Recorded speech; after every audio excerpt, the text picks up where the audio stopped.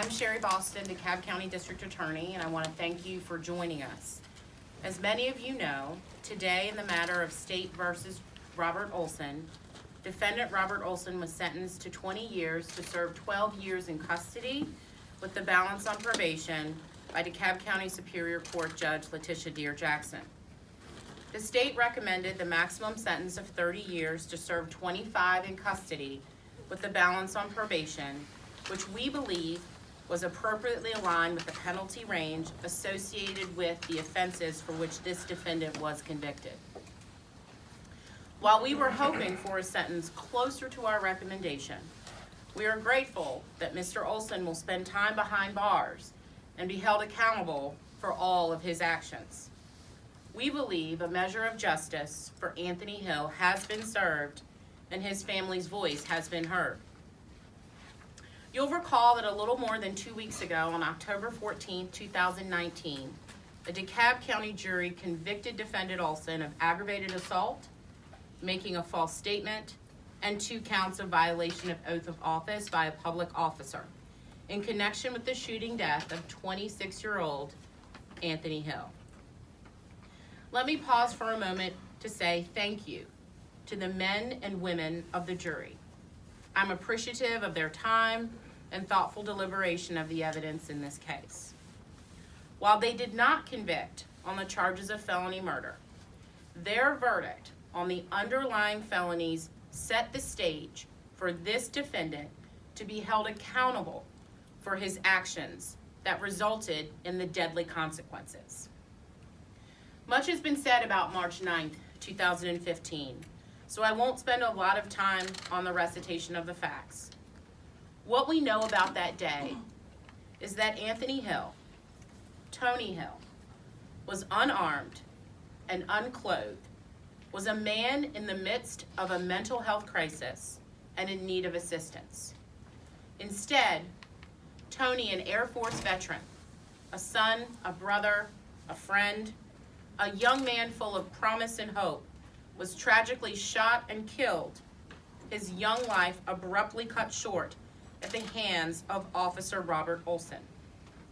We believe that the deadly force Mr. Olsen used to subdue Tony was excessive, unreasonable, unnecessary, and against law enforcement protocol and training.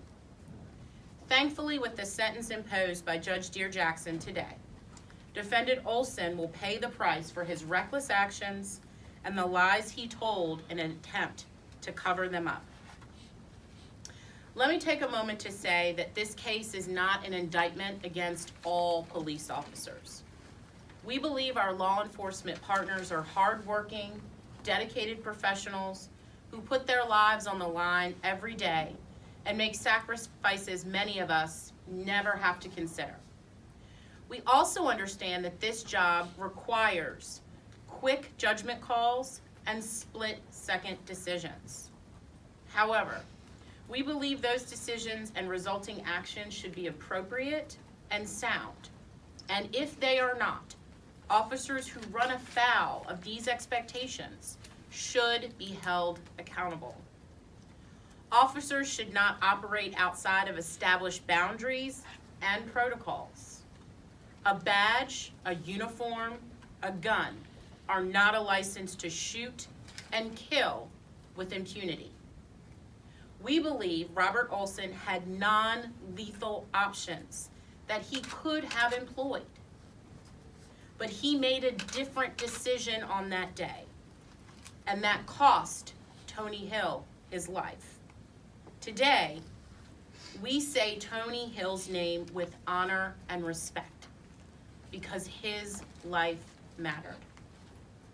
Now, to a few remarks centered in gratitude, I want to publicly thank the team that you see standing to my left. A team of amazing prosecutors who stand with me today.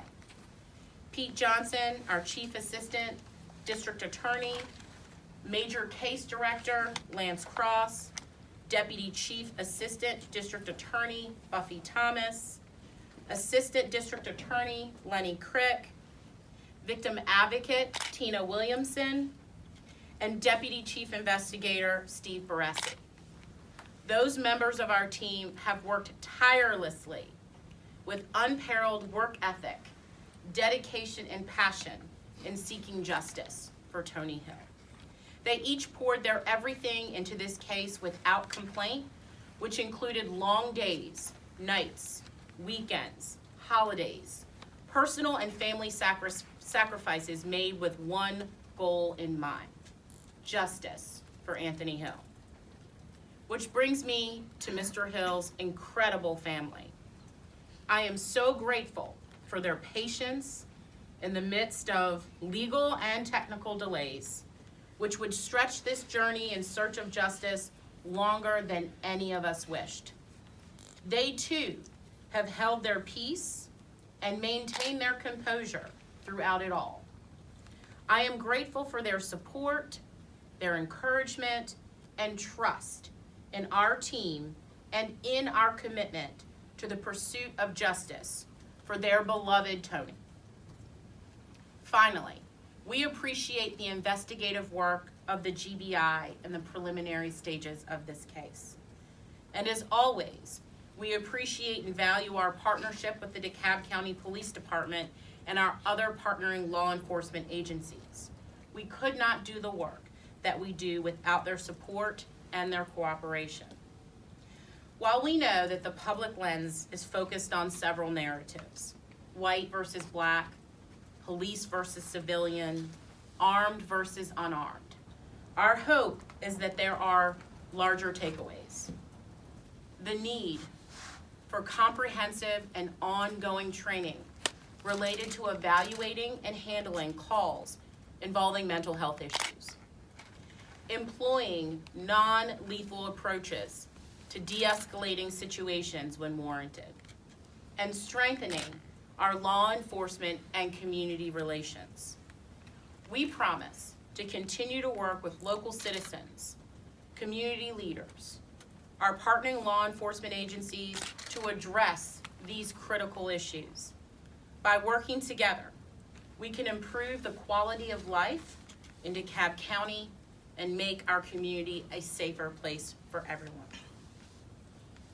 At this time, I'd like to bring up Ms. Jumo, Tony's mother, for a few remarks. And then after she has spoken, we'll open up the floor for questions. First of all, I would like to thank everyone, especially the team that we had that was fighting for justice for my son, our son, brother, nephew, grandson, Anthony Hill. I also would like to thank the groups that rallied, stood out in the rain for the many years since 2015.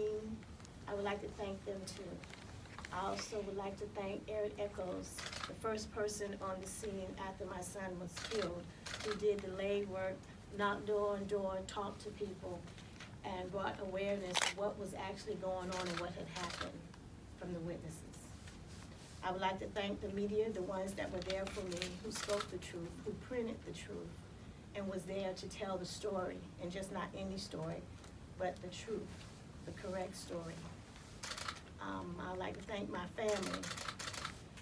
It's been hard, it's been rough, and they have put up with everything. We put our lives on hold for 4.5 years. We do not live here, so we're always traveling. We live all over. No one lives in DeKalb County. I'm very appreciative to them, and I love them dearly. I think that's about all. No, there's one more thing I want to say. Fight for justice for Anthony Hill. Even though I didn't get what I wanted the maximum. Some time is better than no time.